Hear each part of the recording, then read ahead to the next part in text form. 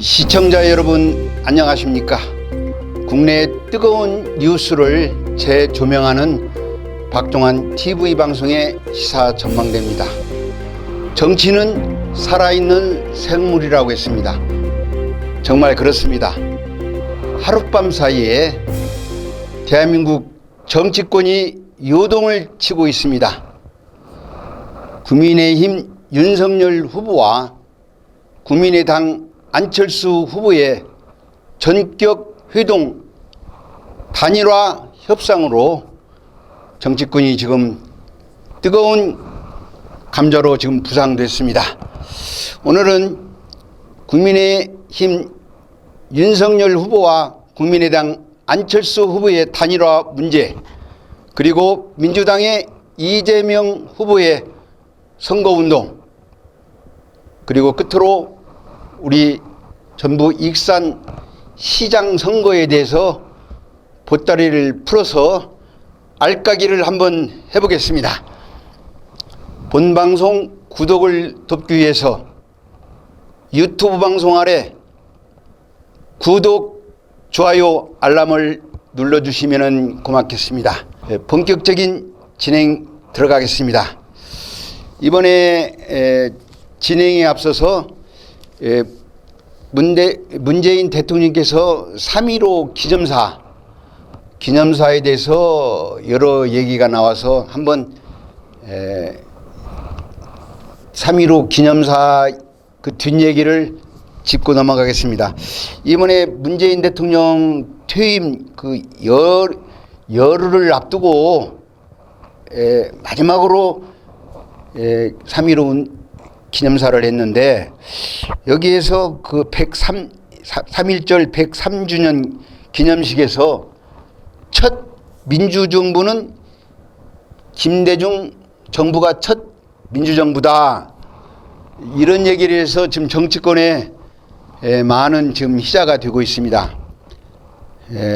다시 말해서 우리 문재인 대통령이 대통령으로서 그 편향된 생각을 하고 계시지 않나, 그런 염려스러워서 제가 한 말씀 드립니다. 그 민주정부는 제가 알기로는 1987년 민주화 운동으로 해서 그 직선제, 그 전에는 이제 간선제로 전두환 대통령까지는 간선제였는데 1987년 민주화 이후에 직선제가 됐어요. 그래서 노태우 정부가 이제 직선제로 인해서 이제 대통령이 이제 취임을 했죠.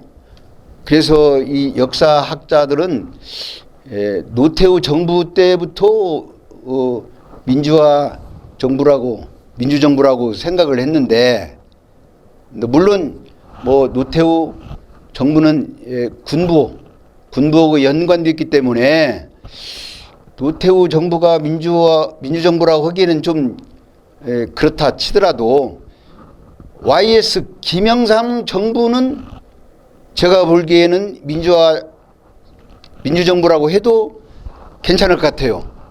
왜냐하면은 1987년 이후에 부단히 닭의 모가지를 비틀어도 새벽이 온다, 그런 정신으로 김대중 그 선생과 같이 민추협을 결성하고 부단하게 민주화를 위해서 싸웠던 분이 김영삼 대통령이에요. 그렇다면은 김영삼 정부까지도 민주화 정부라고 해도 되는데 왜 굳이 이번 103주년 3.1절에서 문재인 대통령께서 김대중 정부 때부터 민주정부다, 첫 민주정부다, 이렇게 말씀하시는 것은 좀 편향된 생각이 아닌가, 그렇게 생각이 들합니다. 물론 문재인 정부의 뿌리가 김대중 정부 노무현 정신을 이어받기 때문에 그렇게 말할 수도 있습니다. 그러나 대통령은 어느 정파의 당에 소속된 그런 얘기를 갈라치는 얘기를 해서는 안 됩니다. 대통령은 대한민국 국민의 대통령입니다. 그리고 그 청와대 그 대변인이나 또는 그 연설문을 써주는 그런 비서진들이 저는 문재인 대통령을 잘 보필하지 못하고 있다, 저는 그렇게 생각합니다. 왜냐하면은 연설문을 써주는 홍보실이나 청와대 그 비서진들이 설령 문재인 대통령께서 이런 그 기념사를 한다고 하면은 그 이런 얘기는 좀 우리 국민을 갈라치게 하는 그런 연설이니 이렇게 했으면 좋겠습니다, 이렇게 직언을 못 하는가요? 그리고 좀 수정을 좀 해서 국민을 통합시키는 그런 연설을 해야지, 이런 연설로 해서 퇴임 한 열흘도 안 남은 이 시점에서 이렇게 한다는 것은 제가 보기에도 참 거시기 합니다. 네. 그리고 이 청와대에 있는 그 대변인이나 부속실에 있는 분들이 제대로 우리 문재인 대통령을 이렇게 못 모셔서 이렇게 뭐 여러 가지 8.15 경축사나 또는 뭐 3.1절이나 기타 무슨 행사에서 국민들이 보기에는 유체이탈법 그런 말씀을 하신다, 이런 소리를 많이 들어요.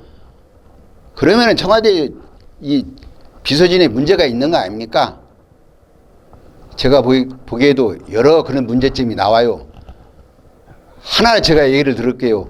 청와대 대변인이 그 브리핑에서 이렇게 말을 하지 않습니까? 그러면 그 마이크가 방송에서 나오는 마이크 같이 맑고 깨끗하게 정확하게 안 나와요. 방송 용어로 그 화우링이 나요. 그 말은 의미. 청와대 부속실에서 그 마이크 하나, 보름 하나 제대로 못 잡습니까? 제가 옛날에 종로 낙원상가에서 상인위장을 했기 때문에 그 음향에 대해서는 제가 좀 알고 있습니다. 청와대 부속실 대변인실 연설문 하나 제대로 좀 잘 써서 좀 올려주세요. 실력이 딸리면 저한테 와서 좀 배우세요. 자, 본격적으로 진행 들어가겠습니다. 하룻밤 사이에 정치권이 지금 유동을 치고 있어요. 국민의힘 윤석열 후보고 안철수 후보가 극적으로 단일화에 지금 합의를 했습니다. 온통 뉴스가 윤석열 안철수의 단일화, 정치권의 뜨거운 감자로 부상했다고 온통 지금 난리를 치고 있는데, 그동안에 윤석열 후보하고 안철수 후보고 뭐 단일화 변수가 뭐 깨졌다, 없다, 그렇게 했습니다만은 저희 박종환 TV 방송에서는 분명히 안철수 후보는 국민의힘 윤석열 후보고 단일화를 할 것이라고 저는 예측을 했습니다. 물론 날짜는 좀 틀렸습니다만은 저는 그 전에 단일화를 한다고 했습니다만 날짜는 좀 틀렸습니다만은 정확하게 예측을 했습니다. 그래서 지금 민주당이 지금 멘붕이 지금 빠졌어요. 지금 그 우상호 선거대책본부장이 비상 소집을 해서 지금 24시간 비상 체제에 지금 들어갔습니다. 그만큼 지금 민주당이 지금 닭 쫓은 개 지붕 쳐다보는 꼴이 됐어요.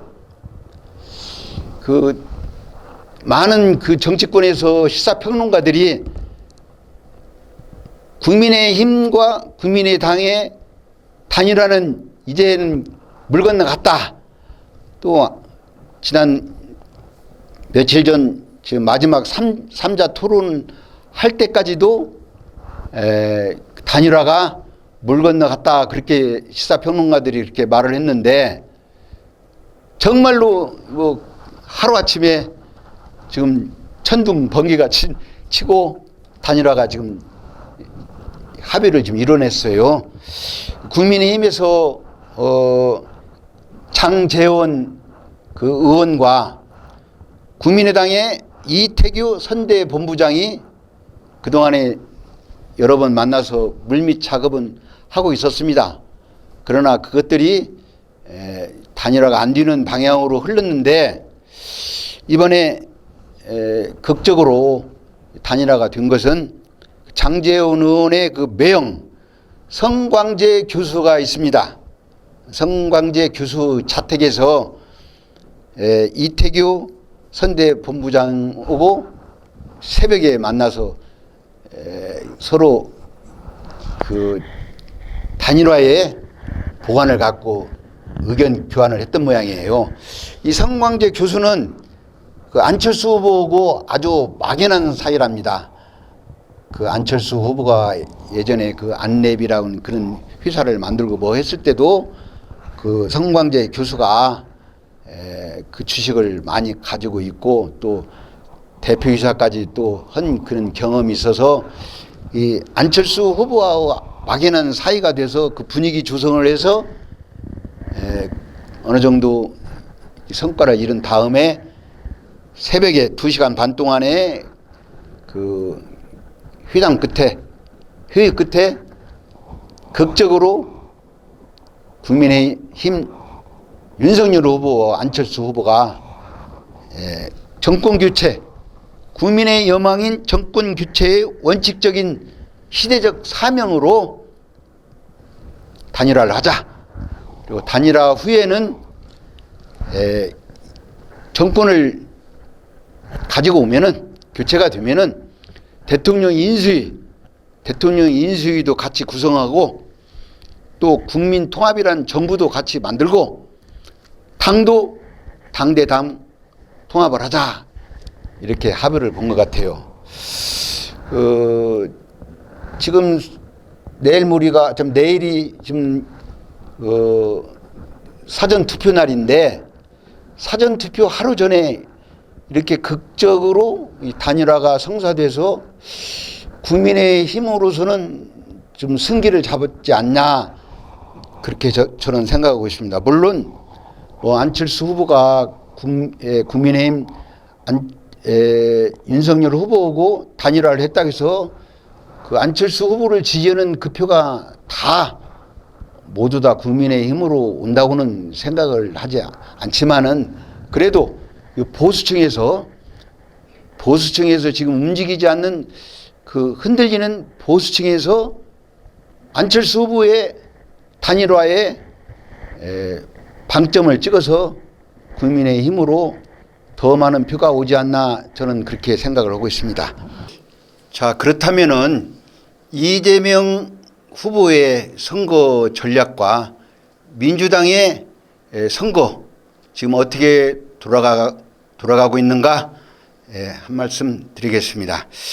그 민주당에서는 지금 많은 그 민주당 의원들이나 친여성에 있는 그 많은 사람들이 이재명 후보를 돕겠다고 지금 많이 움직이는데 지난 방송에서도 제가 이렇게 말씀을 드렸지만은 이재명 후보를 돕는 것이 아니라 정말로 이재명 후보를 표 떨어지는 소리가 지금 여기저기서 들리고 있어요.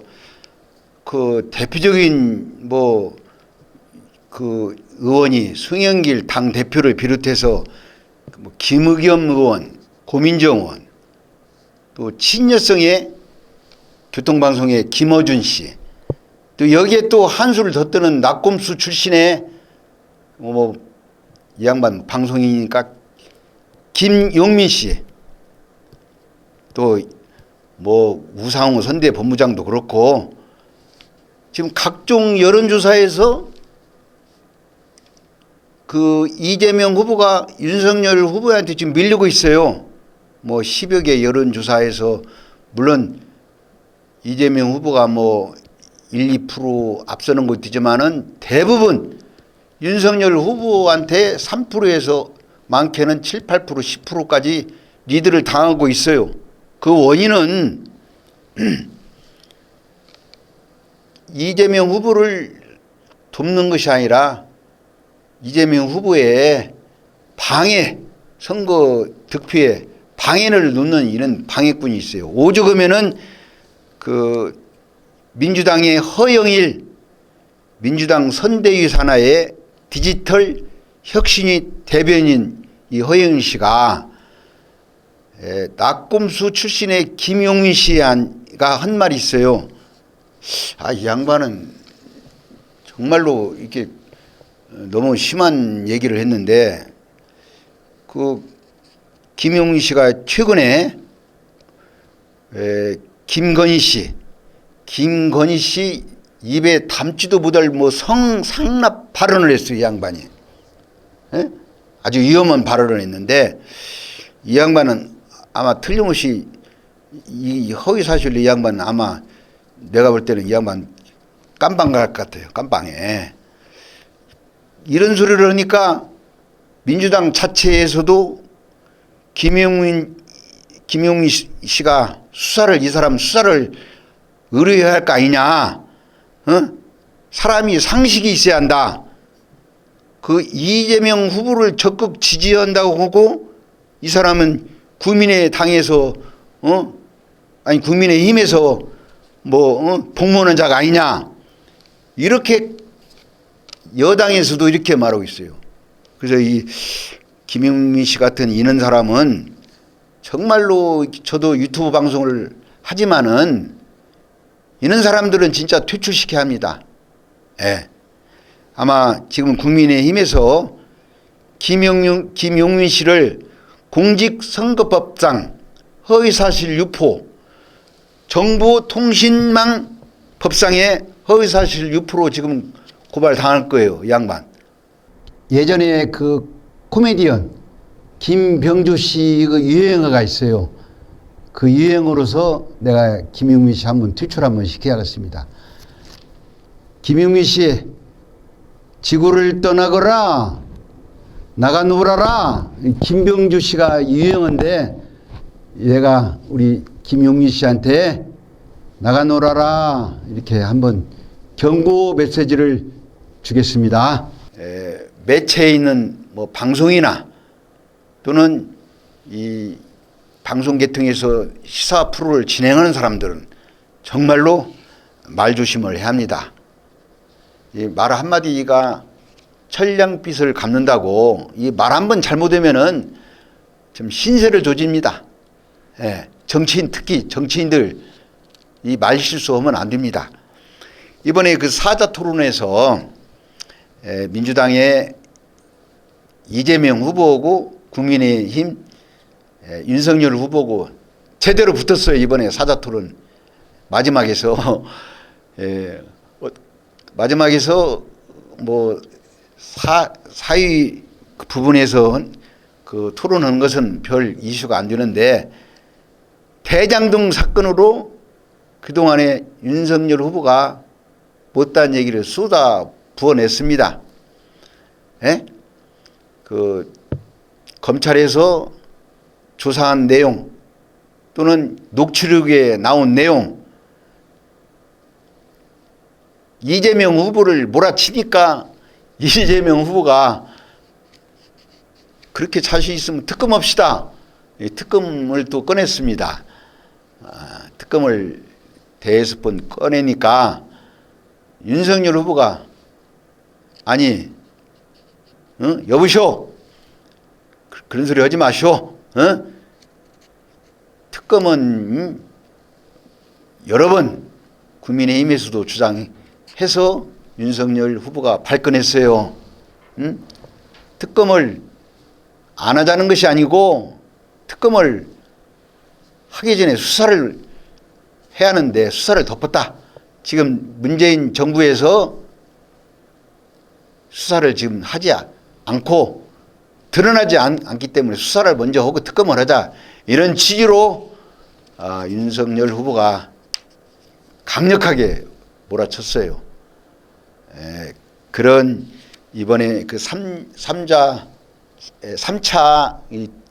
마지막 토론에서는 상당한 서로의 그 혈전이 있어서 보기에도 참 그렇습니다.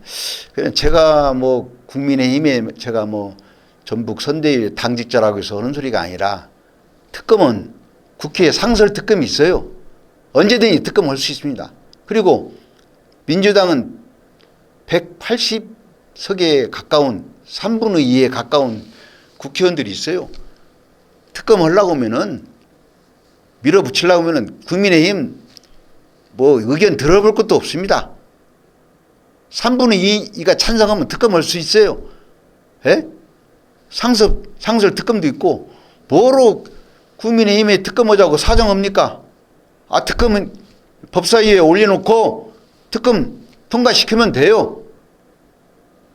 뭐 윤석열 후보한테 특검하자고 사정할 필요도 없습니다. 저는 그렇게 생각합니다. 그래서 이제 내일부터 3월 4일부터 5일 양일간 사전투표가 있습니다. 이미 지금 많은 시청자들이나 국민들은 자기가 좋아하는 후보, 지지하는 후보 이미 마음에 아마 정해 있을 것입니다.